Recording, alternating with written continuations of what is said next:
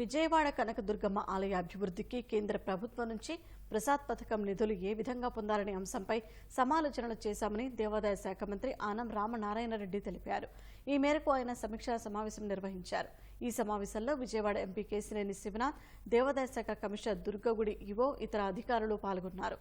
ప్రసాద్ పథకం నిబంధనలు మారుతున్నాయని, దానికి తగ్గట్టు ప్రణాళికలు, ప్రతిపాదనలపై చర్చించామని ఆనం తెలిపారు.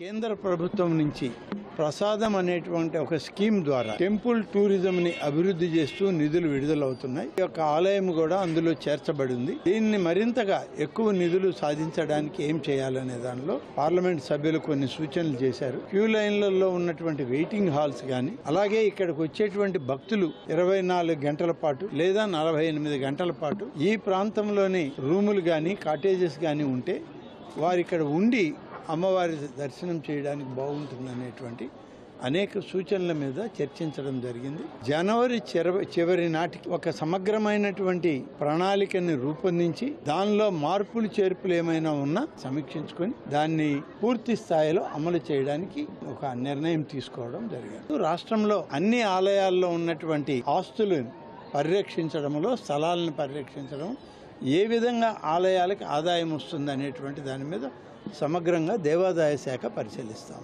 వచ్చే భక్తులకి మెరుగైన సౌకర్యాలు అందించడంలో, అంతేకాకుండా అమ్మవారి పవిత్రతను మెయింటైన్ చేస్తా ఇవాళ ఏ విధమైన స్కీములు కనుక మనం తెచ్చుకుని ఏ విధంగా అమ్మవారి దేవస్థానం రాబోయే 100 సంవత్సరాలకి సరిపడా వసతి సౌకర్యాలు ఇవ్వాలనే దృఢ సంకల్పం సమావేశం జరిగింది. ఇటువంటి సమావేశాలు ప్రతి వారంకి ఒకసారి చేసి టోటల్ డిపిఆర్ ప్లాన్ తయారు చేసుకుని కేంద్ర ప్రభుత్వం ద్వారా వారి సలహా సూచనల మేరకు ఈ గుడి అభివృద్ధిలో మేమందరం పాల్పంచుకుంటామని తెలియజేసుకుంటాం.